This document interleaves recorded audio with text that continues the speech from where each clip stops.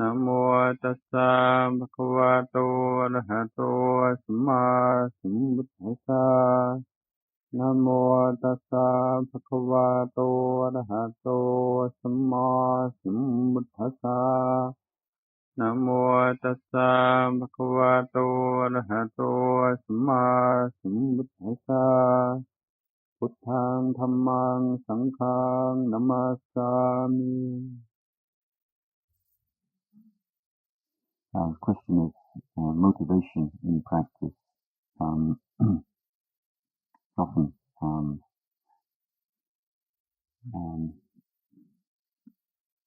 it's quite a debated issue, and there are various views on this matter, and it seems to have been debated even at the time of the Buddha himself.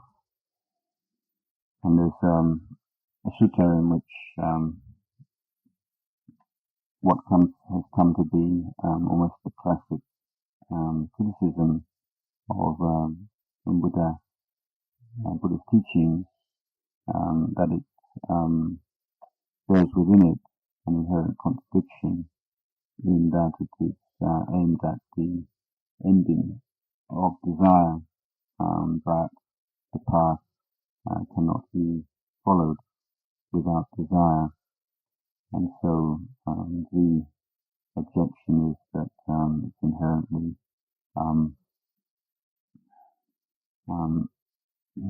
contradictory, self-contradictory, and of course Nanachat, and it's a very simple simile to explain the fallacy in this reasoning, saying just as one has to have wanted to come to the Jeta Grove or wherever it was that he met with the Brahmin who voiced this objection, but once you reach the Jeta Grove, then there's no longer the desire to come to the Jeta Grove, and that desire brought you here, and once you reached your destination, it disappeared. And Nanachat spoke about the desire to practice in that way. And the question of desire and motivation is an important one, and the one to keep coming back to, because a wholesome motivation can decline, and without realizing it, may become an unwholesome desire. And similarly, we may start off with an unwholesome desire, but gradually purify that and or transcend the unwholesome desire altogether. That which determines whether a desire is wholesome or unwholesome, of course, the presence of the roots of greed, hatred, and delusion, but perhaps more practically or interestingly, the criteria we can use is one in which we take the characteristics of Tanha, craving, the cause of suffering, the samudaya, Dhamma, and look at our desire and motivation and see whether it fulfills those characteristics or not. Now, the nature of Tanha or craving is that it desires feeling, desires vedana, sukha vedana, or it desires security or permanence for the sense of self. It's either bound up with the attainment, the enjoyment of feeling, or is somehow bound up with attachment to the concept, the idea of self. Desire something which will bolster that or uphold it or protect it. A desire which is free of that kind of craving is not called Tanha, it's called Chanda.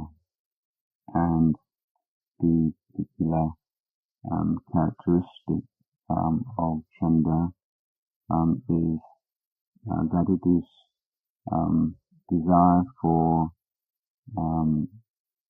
goodness, truth. So if we look at that in view of the Dhamma and the nature of Dhamma, which we divide into path and fruit, we can say that Chanda desires the path, it desires the fruit. I'm not speaking here about the supramundane paths of the Arya Pugala, but the path of practice. It desires the good practice, the true practice, and it desires the fruits of the practice. So it desires both of those things.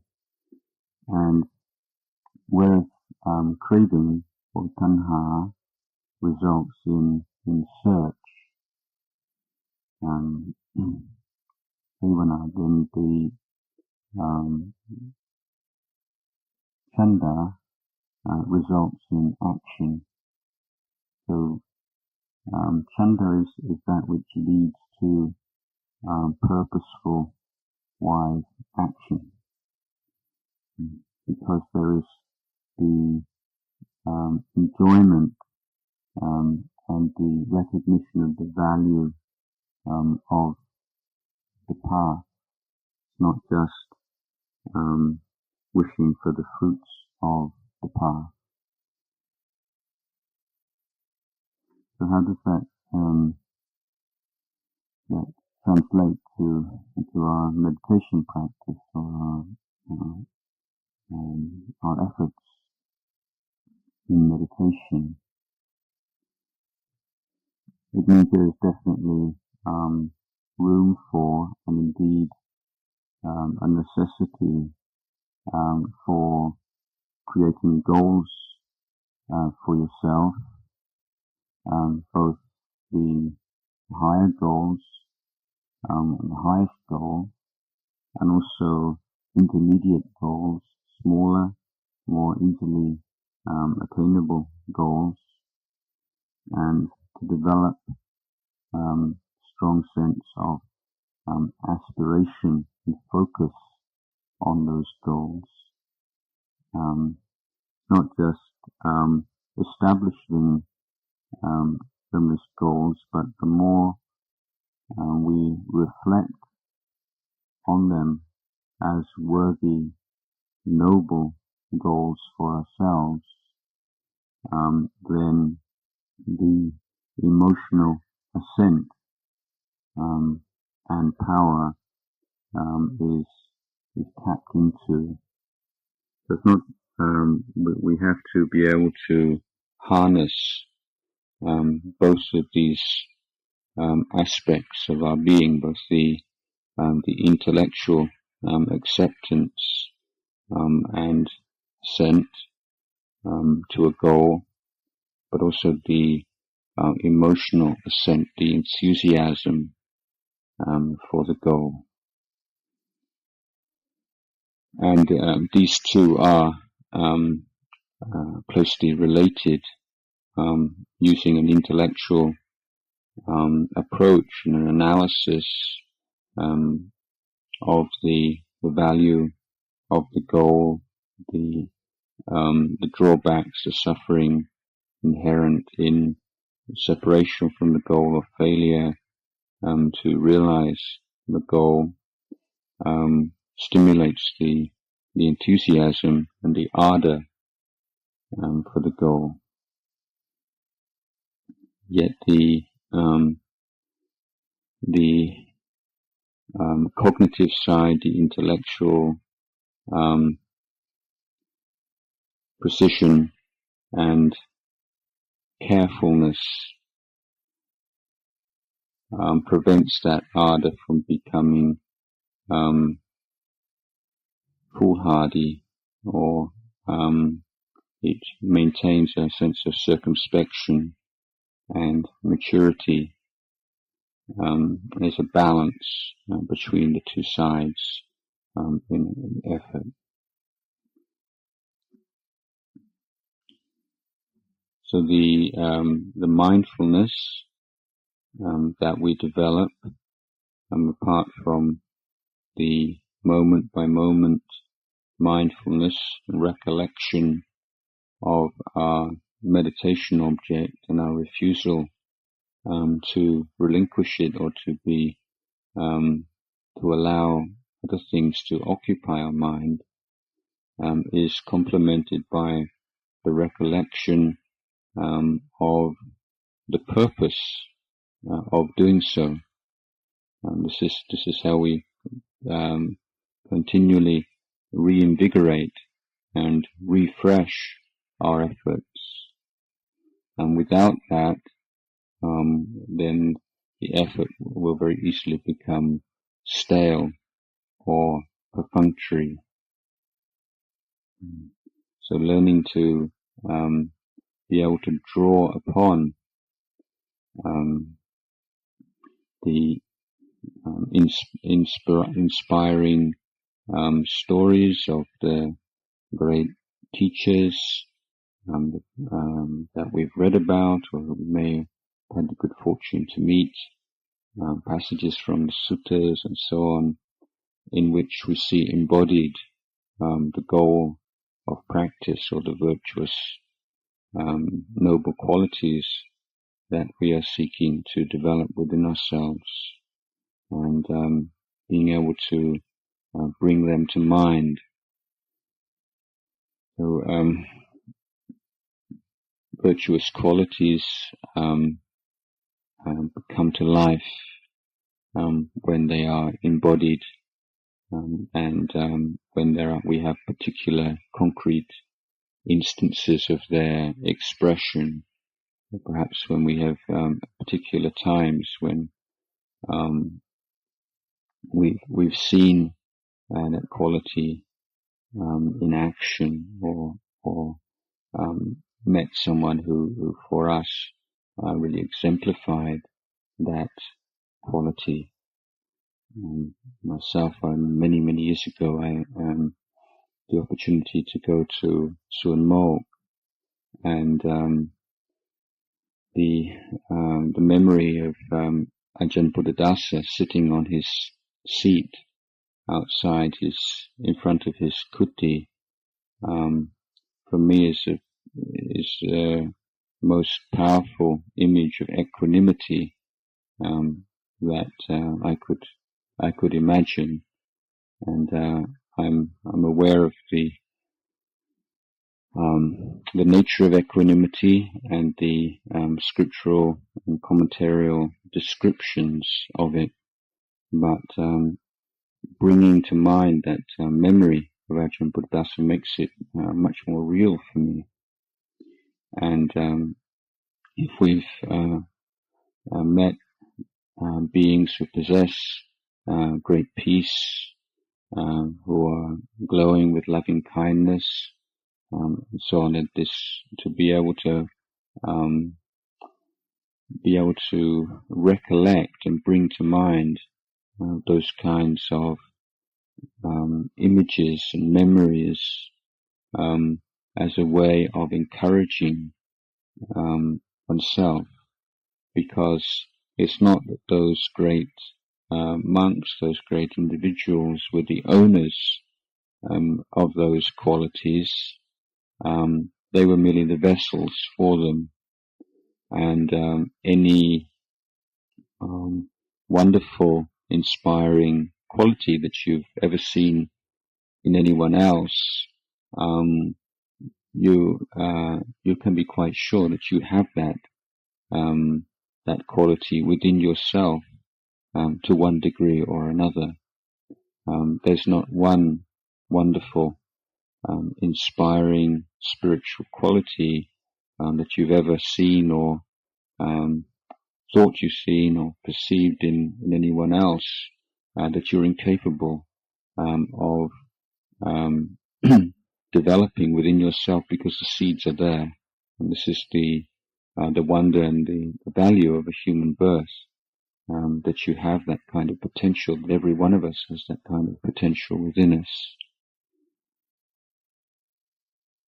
So this is a way of bringing up the wholesome motivation, the Chanda, and the distinction between this Chanda and the Tanha can sometimes be quite subtle, between the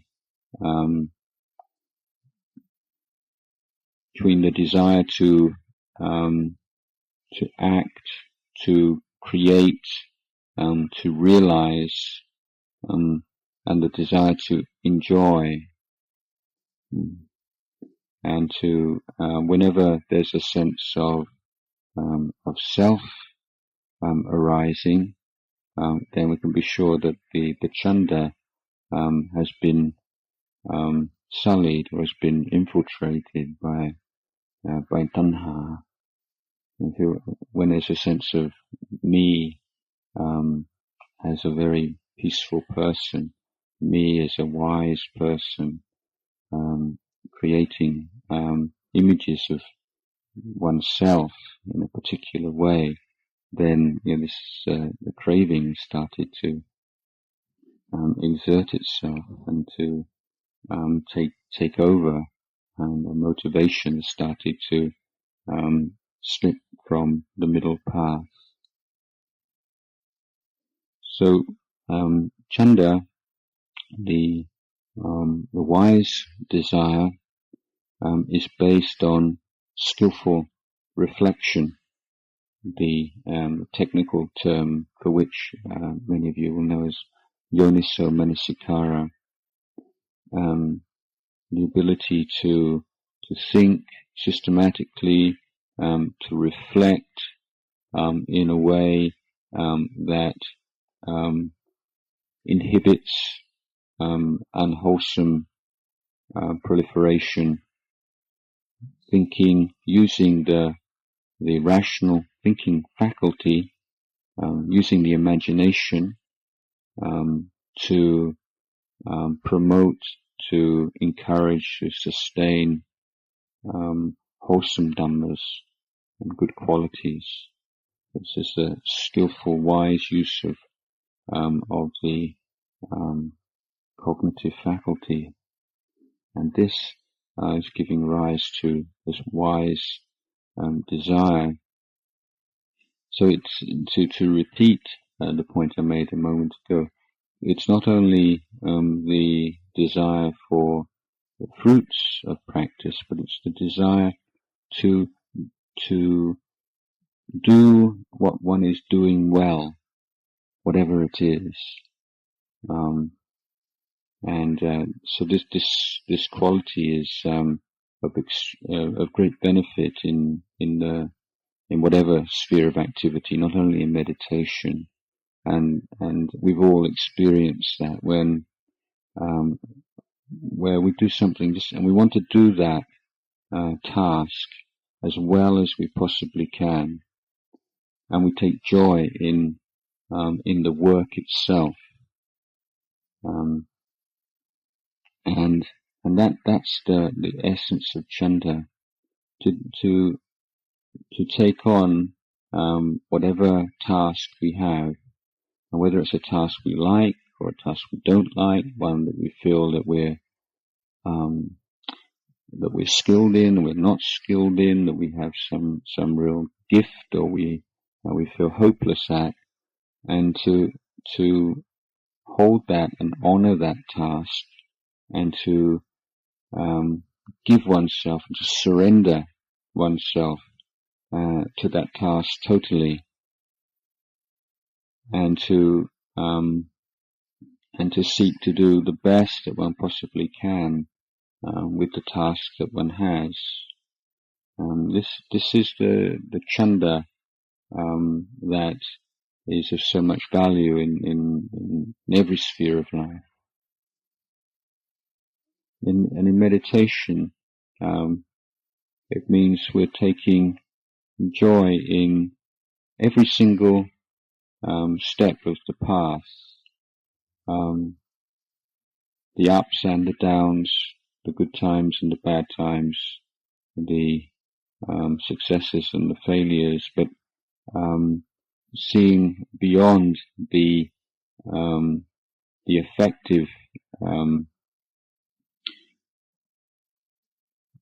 component of or aspect of each situation. That is, whether we feel good about it or bad about it, whether we're happy or sorrowful, but to dwell in the appreciation of the activity itself, and the fact that we have the incredible good fortune to have taken a human birth, one in which we have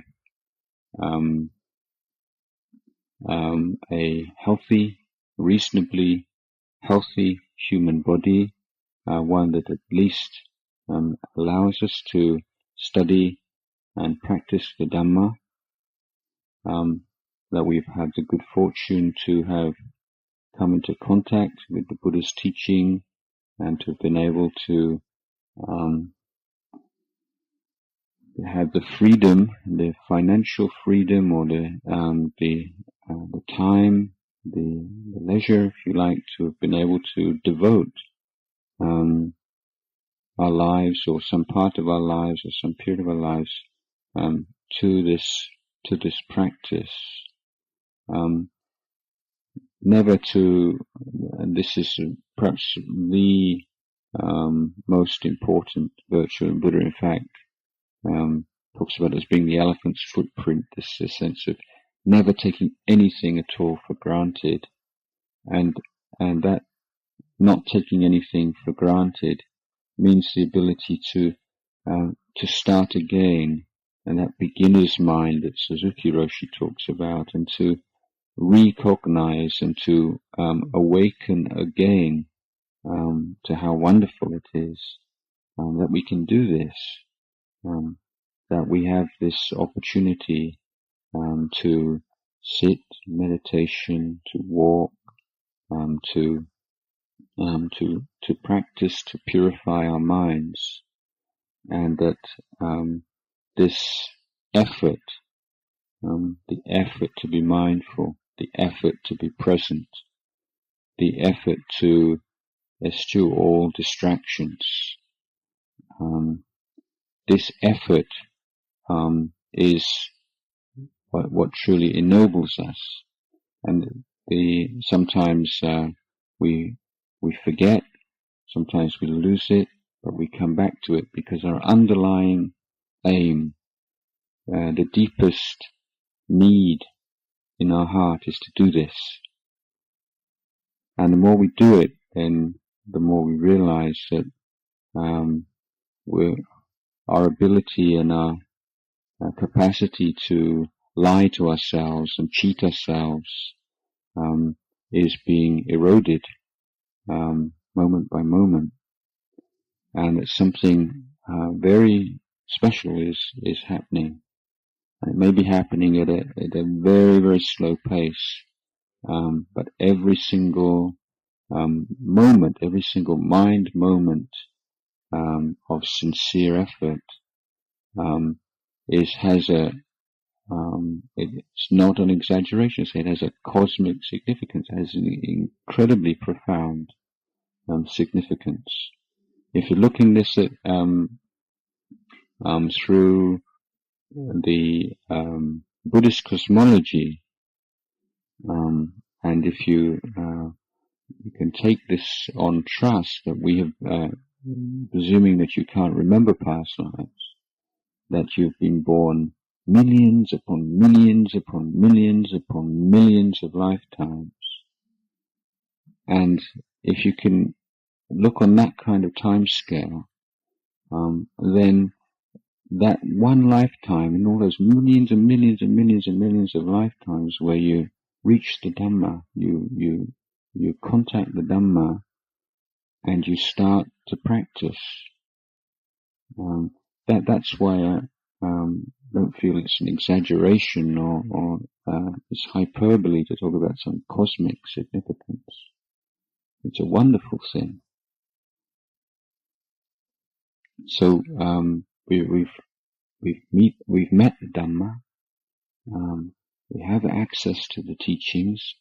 And we have the work to do, and now to develop this love for the work, this devotion to the work of meditation. We really want to do it. I want to do it well.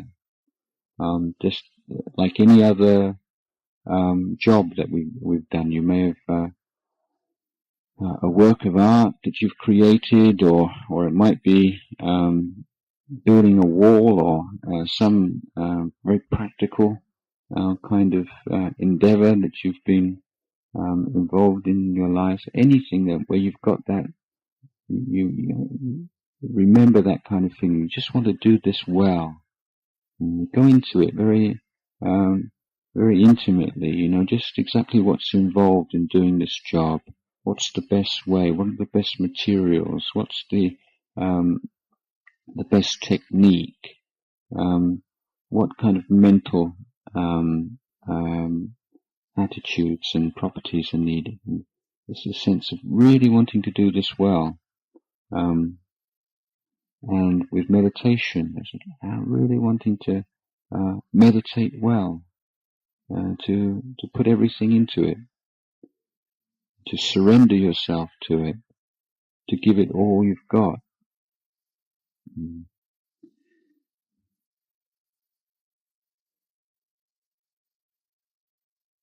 And this is based on the faith, confidence in the Buddha's words. Monks, I tell you to abandon unwholesome dhammas because it's something you can do. I tell you to develop wholesome dhammas because it's something that you can do. If you couldn't do these things, the Tathagata wouldn't tell you to do them. But it's because you do, you can do them, you have the capacity to do this, that the Tathagata teaches you to do it. The Tathagata teaches us to develop sila, to perfect our sila, to teaches us to practice meditation, to penetrate the nature of peace, to experience peace fully, to let peace suffuse the whole body, have every single pore of the body fully immersed in peace, the mind completely free of all of its burdens and of all of its trivial distractions and obsessions and thoughts and desires and fears and anxieties. And this is not a kind of a dream or a fantasy. It's something that is extremely possible. It's a goal within the grasp of all of us by following the Buddha's instructions, and moment by moment putting down the distraction and inclining the mind towards the meditation object with humility, with faith, with contentment, with determination. So a love for the practice. If the word love seems too intense, then there is developing through reflection, through consideration, a really positive attitude towards the meditation. So it's something that you want to do. You have It's not something that you have to kind of push yourself to do, or you find yourself almost despite yourself looking for other things to do. The sign when the meditation is going well is when you're really looking for more and more time to do it, and you're really keen to do it. And that keenness and that wanting to do it is not just dependent on, having had a good meditation this morning. But it's something that's deeper than that. It's more profound than particular meditation experiences. Just this real inspiration with the path of practice. And then when there's inspiration with the path and with the actual treading the path and the exhilaration of step along the path that you follow. And Ajahn Jayasaro, you know what's your responsibility. You plant the tree. Your responsibility is watering the tree and protecting the tree, and the tree grows fast or slow. The fruits are sweet or whatever. That's nature. You know what's your responsibility, and you do with that with great consideration, effort. And this is this other quality of determination and resoluteness. It's a warrior spirit that we were talking about. You need that. You can't be too soft and easygoing in meditation. There is a place for that kind of relaxation and easygoingness, but at the same time there must be that kind of iron fist in the velvet glove. There has to be that sense of toughness and daring and courage. Those kind of virtues are traditionally called the masculine virtues, but they're not necessarily restricted to males. But you have to be able to draw upon that side of your nature. So there's that love and devotion for the path of practice, inspiration with the goal, resoluteness, courage, daring, willingness to put your life on the line, as Ajahn Jayasaro used to say. And then there's that complete dedication and turning away from all that's distracting, even things that we really like and enjoy. And this is get to the real nub, the real heart of renunciation. A lot of the things that we renounce, in a way we can say it's not so much renunciation in that we'd already found ourselves kind of shrinking away from those things or finding them unappetizing and bland. But there are still things, aren't there, which we do enjoy, and we're not really sure whether we want to let go of those just yet or not. It's like you want some kind of a safety net. And practice really starts to mature when we begin to say we can do without the safety net. We can walk along the high wire without anything underneath. We don't need anything in reserve. And we're able to renounce not just the things we don't like, but we're able to renounce the things we do like, and to be uplifted by that renunciation.